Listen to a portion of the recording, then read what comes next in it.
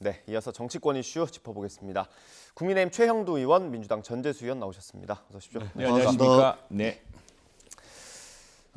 인요한 혁신위원장이 어제 임명이 됐습니다. 관련 영상이 준비가 돼 있습니까? 네, 영상을 보고 저희가 대담 시작하겠습니다.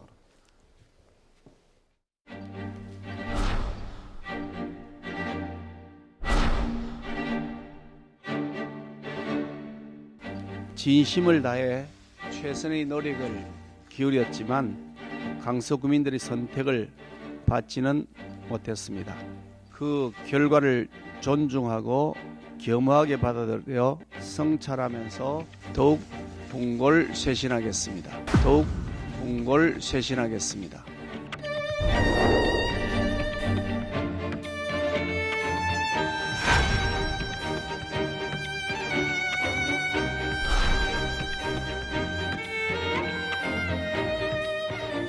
정치 개혁 필요성에 깊이 공감하고 투철한 의지도 가지고 계신 만큼 우리 국민의힘을 보다 신뢰받는 정당으로 재탄생시키는 데 인요한 교수님께서 최적의 처방을 내려주실 것으로 기대합니다.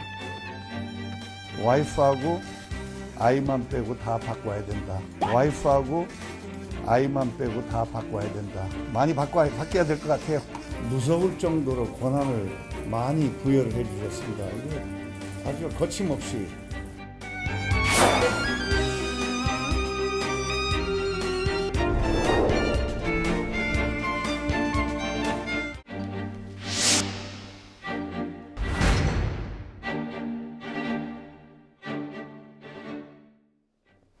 네, 의대 교수라서 제목 잡기가 참 좋았던 것 같습니다. 환부를 제대로 도려낼까. 일단 인요한 위원장이 임명이 됐고요. 오늘 또 당서로 출근도 했더라고요. 본격적인 업무를 시작을 한 건데 예. 일단 야당의 평가 어떻습니까? 그 김기현 대표의 분골쇄신의 첫 어떤 성과라고 해야 될까요? 어떻습니까? 평가를 좀. 그 이제 뭐 혁신위원회가 새롭게 출범을 하는데 뭐 야박하게 아주 뭐 가혹하게 말씀드리기는 그렇습니다만 당하신 만큼만 해주시면. 그 민주당이 혁신위를 띄웠을 때 일관되게 그냥 비판을 많이 했던 국민의힘과 다르게 좀 평가를 하도록 하겠습니다. 일단은 뭐 잘 되기를 바랍니다. 잘 되기를 바라는데 저희가 이제 그 이번에 국정감사 끝이 나면은 총선 체제로 들어갑니다. 네. 그러면은 지금 이제 당 지도부가 있죠. 그다음에 총선 체제로 들어가면은 공천기구가 이제 만들어져 가지고 운영이 될 겁니다. 거기에 지금 인요한 위원장을 중심으로 하는 혁신위원회도 있습니다. 네. 당내에 불필요한 권한의 경계가 굉장히 불분명한 이런 말하자면 그렇다 그래서 권한이 전혀 없지도 않은 이런 이제 당 지도부, 공천기구, 혁신위원회까지 아마 각계 약진할 가능성들이 많습니다. 그렇기 때문에 당 내에서 그러니까 강서구청장 보궐선거에 대패하고 난 뒤에 그것에 대한 어떤 정치적 책임을 지원 차원에서 혁신위를 띄웠는데 네. 이것이 오히려 당내 소통의 어떤 불협화음이라든지 또는 이 각계 약진함으로 인해 가지고 오히려 당내 여러 가지 메시지라든지 또는 공천 작업에 있어서 또는 이제 총선을 앞두고 난 뒤에 혁신 경쟁을 하는 데 있어서 오히려 무질서하게 비춰지면서 오히려 더 많은 실망감을 국민들에게 줄 수도 있을 것이다. 이런 네. 이제 태생적 한계를 좀 가지고 있지 않는가 그렇게 생각을 합니다. 그럼에도 불구하고 선거를 앞두고서는 여당이든 야당이든 혁신 경쟁을 하게끔 되어 있습니다. 그것이 강제된 혁신이든 아니면은 자발적 혁신이든 간에 네. 그렇기 때문에 여야 양당이 혁신 경쟁을 좀 치열하게 할 수 있는 그런 계기가 됐으면 좋겠다라는 말씀을 드리겠습니다. 예, 이 인요한 위원장이 임명이 되던 날 그 천하람 위원장, 당협위원장이 그런 얘기했잖아요. 그 김한길 위원장이랑 친한 걸로 알고 있다. 소통도 자주 하고. 그래서 의도를 좀 봐야 한다라고 했는데 실제로 본인이 친하다고 오늘 얘기를 했더라고요. 뭐 매일 통화한다는 취지로 얘기를 했다는 거 보니까 아무래도 그만큼 막역한 사이다라고 인정을 한 것 같은데 어떻습니까? 이게 좀 영향력이 좀 있을 수밖에 없는 거 아니겠습니까? 저는 참 절묘한 선택이라고 생각합니다. 사실은 뭐 저도 언론 통해서 보았습니다만 참 혁신위원장 선정하기 참 어렵습니다. 저는 개인적으로는 우리 당의 혁신 이런 것이 인물로서 어떤 인물을 영입한다고 되는 문제인가라고 사실은 조금 회의적이었는데 이런 묘수가 있었구나 생각이 들었습니다. 아마 우리 전재수 의원님 말씀하셨지만 여야 간의 무서운 혁신 경쟁이 시작될 겁니다. 네. 왜 그러냐면은 이분이 사실은 대한민국 사람보다 대한민국을 더 정확히 아는 분입니다. 예. 이 4대에 걸쳐서 순천에서 의료 봉사를 해왔던 린턴 집안인데 개인적으로는 저는 이분 형 스티브 린턴 박사를 좀 압니다. 이분, 예, 이분도 뭐 북한에 저 결핵 퇴치 운동하시고 참 인품도 훌륭하시고 인요한 지금 이제 혁신위원장은 사실 한 2달 전인가요? 우리 당에 아침 공부 모임에 오셨습니다. 오셔가지고 네. 저 자신들의 집안 이야기 4대에 걸쳐서 한국에서 의료 봉사를 하게 되고 여기서 순천에서 났습니다. 네. 났고 이제 우주의 중심이 순천이라고 할 정도로 굉장히 그 사투리도 아주 저 지역 사투리가 아주 굉장히 정확한 사투리를 쓰시는 그렇습니까? 분이고 어제 언론 나오셨을 때는 예, 아시던데. 그리고 말씀도 아주 뭐 서울서 이제 그 공부를 하셨으니까. 네.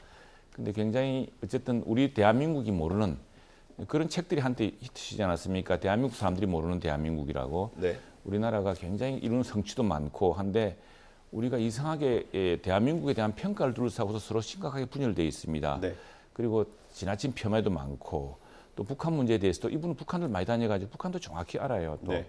그리고 또 무엇보다도 지난번 우리 당에 와서 토론할 때 이야기가 자신의 집안들 6.25 때 참전했던 자기 뭐 선친 이야기부터 해서 쭉 나왔는데 뿐 아니라 대한민국 정치가 정말 이분 말씀 들어서 들어서 업문짓 하지 말아야 된다. 네. 정치가 바뀌어야 된다고 하면서 처음 제안한 게 큰 타협의 대화의 정치였습니다. 네. 미국 헌법의 기본적으로 그랜드 컴프로마이즈 대타협에 시작됐다는 이야기도 하고 그래서 서로가 이해하고 대합해야 된다는 점 하나. 그리고 또 하나 이제 취임 일성으로 예전에 고 이병철 회장이 하셨던 말씀처럼 와이프하고 아이맘하고 다 바꾸라. 이건희 회장. 예, 이건희죠. 그 말처럼 정말 이 정치가 우리 네. 정당이 정말 필요로 한 말이 아니었나 싶고 네.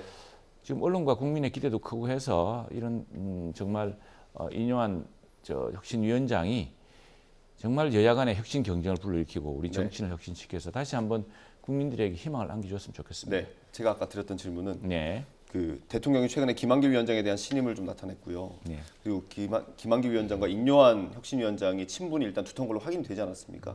그 연결고리에 대한 질문이었습니다. 자꾸 이렇게 해석을 너무 지나치게 하시는데 기본적으로 김기현 대표도 잘 아시고 다음 우리 당 의원들이 다 좋아합니다. 아마 이 선택에 대해서 의외라 생각하면서도 다들 환영했던 분위기인 것이 네. 불과 2개월 전에 우리 아침 공부 모임에서 그때 뭐 거의 한 100여 당대표 비롯해서 저는 다 참석했습니다. 거의 참석했는데 네. 그때 정말 어렴풋이 그동안 알았지만 이분의 생각, 이분의 그 철저한 혁신의 마인드, 또 통합의 마인드, 또 대한민국 사람보다 더 대한민국을 정확히 아는 이런 역사 인식에 대해서 네. 굉장히 탐복했기 때문에 큰 기대가 큽니다. 그건 뭐 사실 우리 당 전체가 선택한 것이고 당 대표가 여러분들한테 아마 좀 사실 우리 그 언론에서 거론됐던 분들한테 좀 와주십사 하는 네. 부탁도 하고 했는데 뭐 여러 사정으로 이제 잘 안 이루어졌는데 알겠습니다. 막판에는 대반전이 이루어졌다. 뭐 근데 그건 제가- 김기현 대표의 선택이자 우리 또 당의 선택이죠. 네. 근데 제가 보기에는 국민의힘이 가지고 있는 여러 문제들에 네. 아주 근원적이고도 근본적인 문제는 뭐냐면 이게 김기현 지도부 체제가 대통령의 그늘 아래에 있다. 네.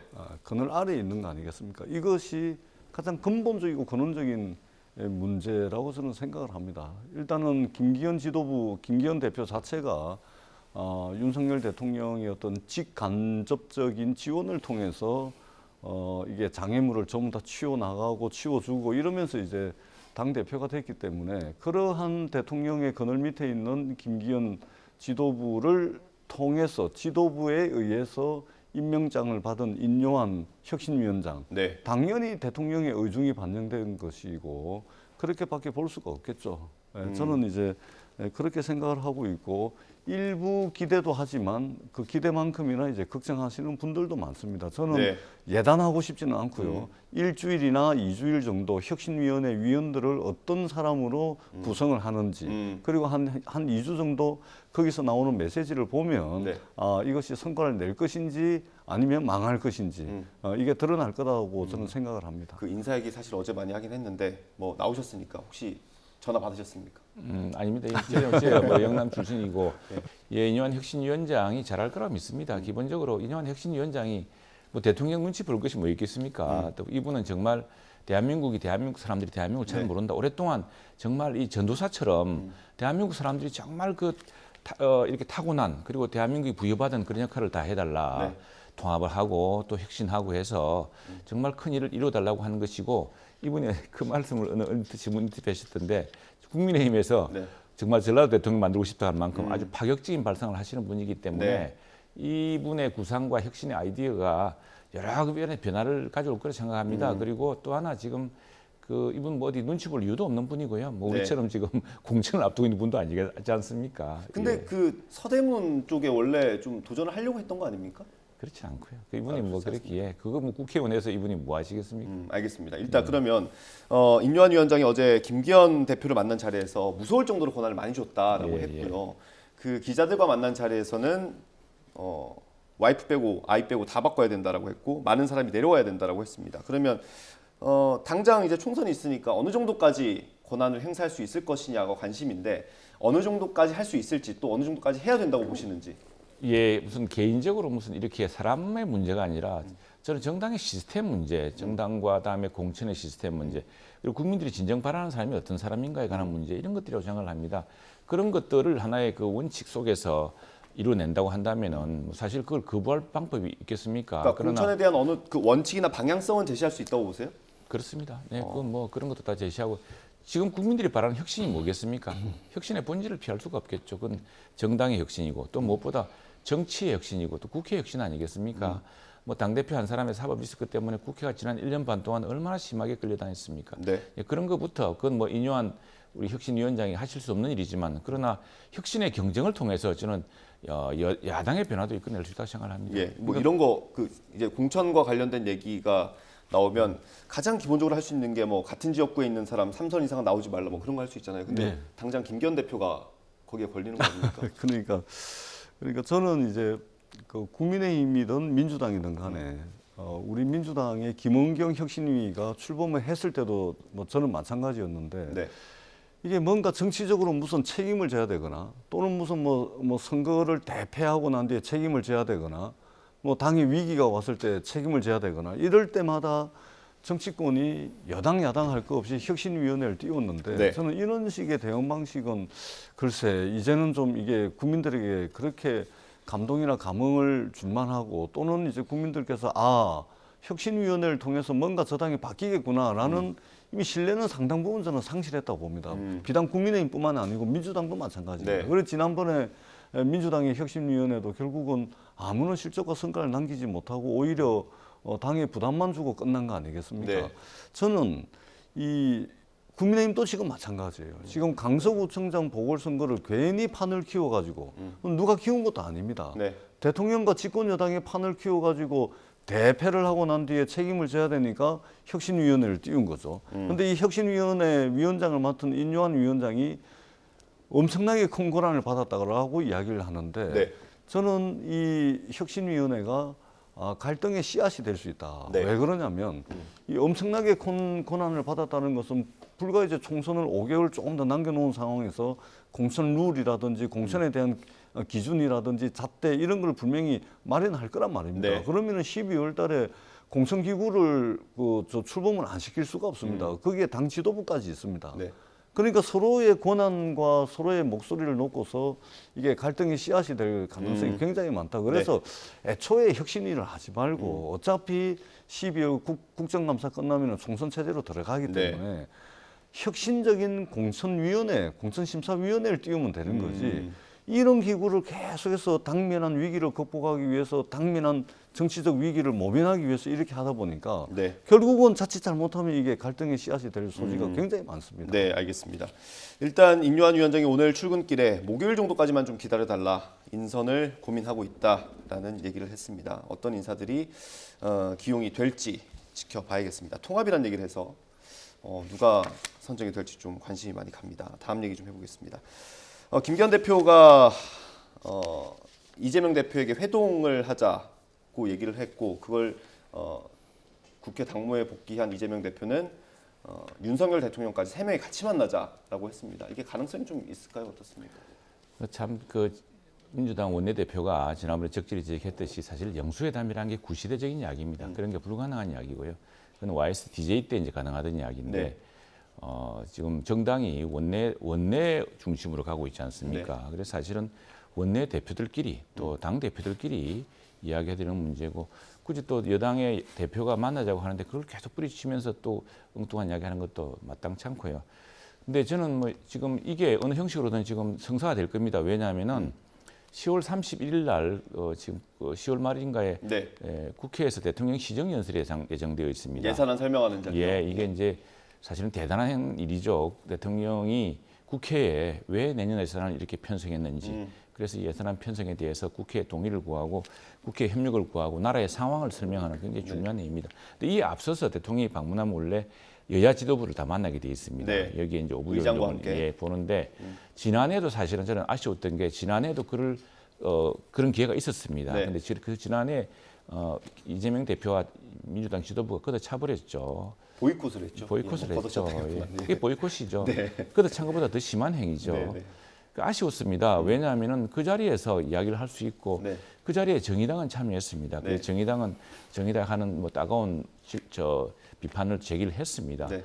그런 형식이 있는데 그런 형식은 굳이 걷어차고 별도로 따로 조용히 만나자는 것은 무슨 이게 뭐 근데 민주당 대표도 민주당의 원내대표도 이야기하셨지만 네. 이 구시대적이고 일단 가능한 것부터 해야 되고 저는 그리고 또 하나는 지금 여러 국정 현안이 있습니다. 당 대표로 인해서 오히려 지금 지연되고 있고 되지 않은 그런 법안들도 많습니다. 네. 예, 근데 지금 우주항공청법이라든가 지금 우리나라가 우주 그 항공산업 발전시켜서 굉장히 긴급한 사안인데 이게 지금 민주당의 그 반대로 자꾸 지연되고 있습니다. 뭐 이런 문제에 대해서 또는 뭐 우리 전재수 의원도 부산 의원이지만 부산의 산업은행 이전하는 문제라든가 네. 이런 문제에서 민주당에서 크게 정책적으로 국토 균형 발전이라든가 국가의 미래를 둘러싼 이런 것들부터 여야 대표가 또 여야 원내대표가 협의하는 모습 필요하지 않습니까? 무슨 뭐 야당 대표가 복귀 기념으로 대통령 만나고 뭐 그럽니까? 그건 뭐 맞지 않다고 생각합니다. 알겠습니다. 복귀 기념으로 만나는 건 안 된다고 하십니다. 이게 여당에서 백날 무슨 말로 뭐 이런 논리 저런 논리로 말씀을 하신들 이게 대통령께서 네. 취임하신 지 1년 6개월이 넘어가는데 야당 대표를 안 만난다. 그것을 야당 대표 책임으로 돌린다. 누가 그게 그 말에 동의를 하겠습니까? 우리가 선거를 왜 합니까? 선거를 해서 대통령을 왜 뽑고 집권 여당의 책임을 왜 맡깁니까? 책임지고 해봐라는 거거든요. 네. 국민들께서 뽑아주고 책임지고 해봐라라고 한 것은 그 결과에 대한 그 결과가 어떤 결과가 나오든지 간에 책임을 부여하는 겁니다. 지금 야당하고 지금 정치가 완전히 깨져 있는 거 아닙니까? 정치라는 것이 실종돼 있는 거 아닙니까? 근데 그게 야당 대표 때문이다. 그건 우리가 선거를 왜 하고 우리의 대표자, 우리의 대통령을 왜 뽑는지 한번 좀 생각해 보시면 답이 나온다라는 말씀을 드리고 저는 무조건 만나야 됩니다. 네. 대통령도 만나고 뭐 당 대표끼리도 만나고 원내 대표끼리도 만나고 네. 뭐 만나야 뭐 서로 생각이 다른 부분이 뭔지 확인할 거 아닙니까? 그리고 그 속에서 함께 할 수 있는 게 무엇인지 나올 거 아닙니까? 그렇기 때문에 저는 그 물꼬를 국정 운영의 최종 책임자이자 국민으로부터 국민의 삶을 제대로 보살피라고 명령한 그 국민의 명령을 네. 받은 대통령께서 먼저 이 물꼬를 터주셔야 돼요. 네. 세상 천지에 이 지구상 천지에 대통령이 이 물꼬를 터주지 않으면 어떻게 되겠습니까? 네. 그렇기 때문에 품넓은 그런 정치적 리더십을 보여주십사 하는 말씀을 드리겠습니다. 네, 알겠습니다. 어떻든 대통령의 결단이 있어야 된다라는 말씀이셨고요. 민주당 얘기를 좀 짧게 해보겠습니다. 이재명 대표가 복귀를 했고요. 이제 당내에서 해결해야 될 것들이 좀 있지 않습니까? 그 최고위원들에 대한 징계 문제라든지 아니면 송갑석 최고위원 자리에 누굴 앉힐지 관련된 것들인데 관련해서 저희가 라디오 인터뷰를 준비해놨거든요. 이거 들어보고 대담 이어가겠습니다. 원래 파트가 네 개 있잖아요. 서로 화음을 넣고 그렇게 하지 않습니까? 지금 우리 당 지도부는 뭐 원내 지도부까지 얼마 전에 다 바뀌어가지고 그나마 있던 알토나 뭐 이것도 이제 다 없어졌어요. 그래. 뭐 베이스나 그래야 이게 조화를 이루고 들어줄만 하지. 또 고음의 소프라노 한 번 더 들어간다고 해서 그게 무슨 효과가 있겠나 싶어요. 그런 말이 예. 아주 틀린 말은 아니고 일부는 맞고 일부는 맞는데 예. 그렇다고 삑사리 낸 사람을 등용할 수는 없지 않습니까? 총선이라는 대회전 결승전을 앞두고 있거든요. 그러면 경기를 잘 뛰는 선수를 기용해야 되는 거죠. 그렇지 않습니까? 예. 근데 배리어 차원에서 화업 차원에서 벤치에 있는 실력 안 되는 선수를 기용하라. 이거에 동의하십니까? 네, 지금 들려드린 인터뷰는 이제 지명직 최고위원 자리에 대한 얘기였습니다. 네. 좀 곤란하신 것 같습니다. 아닙니다. 일단 그 화합을 위해서 좀 인사를 골라야 된다라는 조홍천 의원의 얘기가 있었고 그 다음에 나온 건 오늘 그 정청래 최고위원의 인터뷰였거든요. 거기서 아무리 화합을 위해서라고 해도 삑사리 내는 사람은 앉힐 수 없다. 그리고 그것 때문에 실력 없는 벤치에 있는 선수를 데려다 쓸 수 없는 것 아니냐 이런 비유를 했습니다. 어떻습니까? 저는 기본적으로 이제 총선이 불과 이제 5개월 보름밖에 안 남았습니다. 뭐 얼마 전에 뭐 6개월이니 이랬는데 네. 시간이 그 사이에 또 훌쩍 한 보름이 지나가 버렸습니다. 자, 이게 여든 야든 막론하고 특히 야당의 입장에서는 총선을 앞두고서 이 집권 여당은 동원할 수 있는 자원이 많습니다. 네. 선거 때. 근데 야당은 동원할 수 있는 자원이 하나도 없어요. 근데 만약에 분열을 했다. 이거는 선거를 하나만 합니다. 그렇기 때문에 우리가 총선에 임박해서는 이 당이 단결돼야 되고 당의 방향과 완전히 다른 목소리를 낼 경우에는 선거 자체를 망칩니다. 그렇기 때문에 뭐 아주 무슨 뭐 이게 뭐 아무런 이견 없이 그냥 당 지도부에 그냥 고개 숙이고 따라가는 사람만 아니라면 저는 당의 어떤 분란이라든지 갈등을 일으키는 분보다는 당의 화합이라든지 또는 단결할 수 있는 단합할 수 있는 그런데 조금 더 좀 쓰임이 있는 이런 분이 좀 최고위원이 예. 지명직 최고위원이 되는 것이 당면한 선거 국면에서는 그렇게 가야 됩니다. 예, 만약에요 민주당에도 이준석 전 대표 같은 사람이 있다면 지명직 최고위원으로 기용하시겠습니까? 그 정도 인지도와 예. 그 정도 언론 주목도와 네. 그다음에 그 정도 어떤 국민에 대한 어떤 메시지의 소구력이 있다면 저는 당연히 응당해야 된다고 생각을 합니다. 그것이 외연을 확장하는 효과가 분명히 있거든요. 네.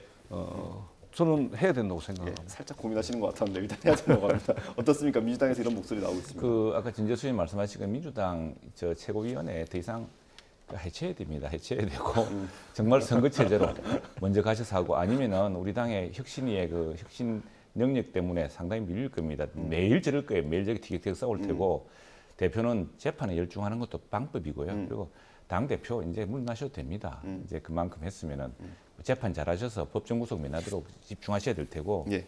다음에 지금 뭐 지난번 민주당 혁신이 보십시오. 얼마나 그 내로남불 위선의 대명사였습니까?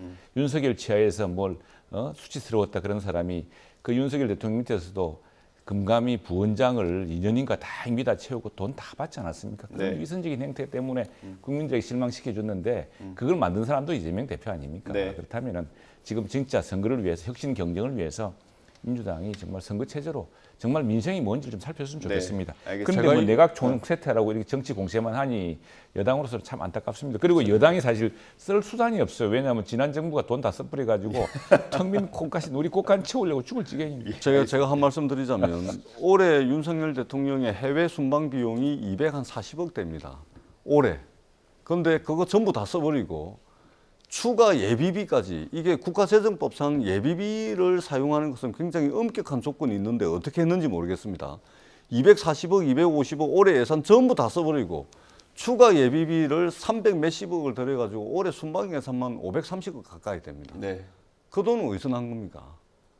국민들한테는 허리띠 졸라매라 그래놓고 대통령은 막 원래 책정된 예산의 2배 이상을 써버리고 검찰 같은 경우 특수활동비 받지 않습니까? 지금 엉망진창으로 쓰고 있습니다. 그리고 조금 전에 최용대 의원님께서 민주당 걱정을 해주셨는데 고맙습니다. 근데 국민의힘은 민주당 걱정하실 때가 아닙니다. 지금 강서구청장 저렇게 대패를 당해놓고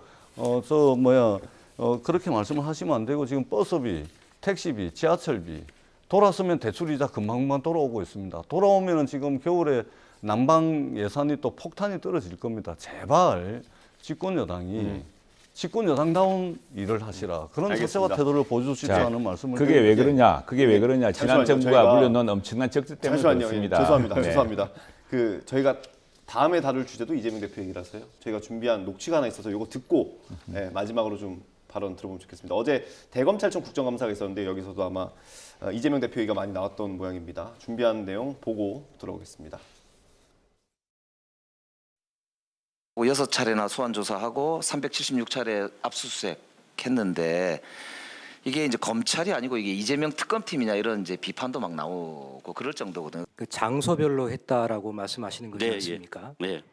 특정 그룹을 이야기해서 그렇습니다만 삼성그룹에 대해서 압수수색을 하면 회장실, 사장실, 재무팀장실, 경영지원실, 미전실, 그 다음에 각 직원들의 사무실까지 가면 그게 30회, 40회가 되겠습니까? 아, 네. 근데 그거는 이제 아주 그 극단적인 예고요. 실제로 그렇지 않습니다. 예를 지금 들어서 아까 이야기했던 129곳의 식당에 대해서 경찰이 압수영장을 집행한 것도 경찰도 있습니다. 129개로 카운트하신 거지 않습니까? 그러니까 압수수색이라고 하는 게 꼭 검찰만 할 게 아니고 예. 검찰, 경찰이 한 걸 다 합친 겁니다. 제가 국정농단 사건에 대해서 압수수색을 할 때, 박근혜 대통령에 대해서 압수수색을 할 때, 삼성그룹, 롯데그룹, SK그룹에 대해서 압수수색할 때 압수수색이 많다는 말씀 한마디도 안 하셨습니다. 그 당시에 특검에 대해서는 피의 사실을 아예 공표할 수 있도록 법률로 만들어 놓기까지 하셨습니다. 제가 공직이 30년이 됩니다만 지금까지 검사 생활을 하면서 이렇게 힘든 수사 대상은 제가 처음 만났습니다. 제 솔직한 심정입니다. 그래서 야당 대표가 아니라 저는 제1당 다수당 대표의 대표로 수사하는 것이 이렇게 어렵구나. 그리고 하나하나가 이렇게 고비를 넘기 어렵구나. 그런 생각을 하고 있습니다. 네, 이 내용까지 해서 한 1분 정도씩 시간을 드릴 수 있을 것 같습니다. 예, 의원님. 예, 대통령이 해외 순방을 다니는 것은 당장 우리 전재수건 계신 부산 엑스포 유치해야 되지 않습니까? 곧 임박하였습니다. 정상을 설득하고 부산 엑스포를 유치하기 위한 국가적 노력 중에 하나고 네. 또 여러 가지 지금 국가적 어려운 경제 현황을 타기 위해서 경제 외교가 더 커지고 있습니다. 네. 예, 그런 걸 위해서 국가가 대통령이 전력을 다하고 있다는 것을 우리 국민들은 잘 알고 있습니다. 민주당이 이제 선거를 앞두고 정말 민생을 돌봤으면 좋겠습니다. 뭐 내각 총사퇴 이런 정치 공세하지 마시고요. 정말 전재수님 말씀하셨던 버스비부터 가스비 왜 오릅니까? 오늘 제가 가스공사 국감하고 하는 도중입니다만 막대한 가스 도입 가격을 부적정하게 아주 비싼 비용을 산 그 부담을 정부가 국민이 다 안고 있습니다. 예. 이런 것들을 잘 살펴서 이제 지금부터라도 여야가 협심해서 정말 이 어려운 에너지 위기부터 극복해야 될 것 같습니다. 의원님 한 1분 정도 드릴 수 있는데 이원석 총장에 대해서 반박을 좀 해주셔야 될 것 같습니다. 다 좋습니다. 예, 혐의가 있으면은 수사를 받아야 되고요. 법원에서 죄값이 인정되면 죄값을 치러야 되죠. 네. 지금 야당에 대한 수사는 차고 넘치게 하고 있습니다. 검사 여러 수십 명 동원하고 검찰 수사관 여러 수백 명 동원하고 수사 보조 인력 여러 수백 명 동원해가지고 2년에 넘게 걸쳐서 하고 있습니다. 다 좋습니다. 해야 될 게 있으면 해야 되죠. 그런데 이 검찰의 수사의 공정성이 무너지면은 이것은 고지고대로 보이지 않는 겁니다. 즉 제가 아주 단적으로 몇 가지만 예를 든다면 양평 공홍지구 어떻습니까? 김건희 여사의 허위 이력, 허위 경력, 그다음에 수상 실적 부풀리기. 이거는 김건희 여사가 선거 때 자백한 죄입니다. 사문서 위조 행사, 그다음에 업무방해 다 되는 거 아닙니까? 주가 조작. 지금 재판이 진행되고 있는데 새로운 사실들이 계속해서 드러나고 있음에도 불구하고 압수수색 한 번 하지 않습니다. 네. 양평 고속도로 어떻습니까? 그렇기 때문에 선거에서 이겼기 때문에 자기네들에게는 뭐 알고도 넘어가는지는 모르겠지만 수사를 할 때 같은 기준과 같은 잣대로 수사를 하지 않으면 수사 공정성에 의문을 받게 되는 것이고 그렇게 되면 이게 정치 수사다라는 비판을 받을 수밖에 없습니다. 알겠습니다. 같은 기준과 잣대를 적용해 주십시오 네. 하는 말씀을 드리겠습니다. 알겠습니다. 의원님 국감 가셔야 되니까 여기서 마무리하도록 하겠습니다. 예. 네, 국민의힘 최영두 의원, 민주당 전재수 의원과 함께했습니다. 감사합니다. 수고하셨습니다. 고맙습니다. 자.